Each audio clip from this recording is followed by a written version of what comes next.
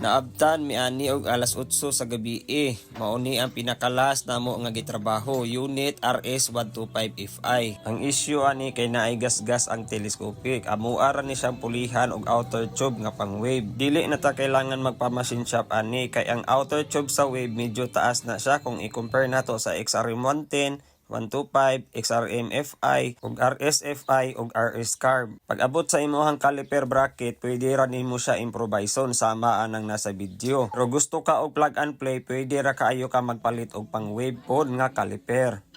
Observe na lang ninyo diri nga part nga video sa pagtaon namo sa iyahang outer tube nga pang wave. Sige, taod tong kuan. Atong isa ko lang.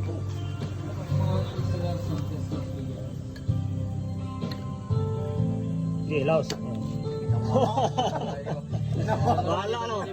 Wala ang gas-gas. Balik ipabalik pa kita ang gas-gas. Sige, atas pa. Oh, layo kay ba? Oh, sige, laog. Laog yun.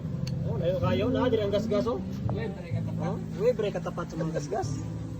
Diba? Ang pinakalas na nga buhaton is kani iyahang tapaludo. Bali inyuha lang na siyang butangan og fender clamp. Stress bike concept. Na-stress ka sa hams.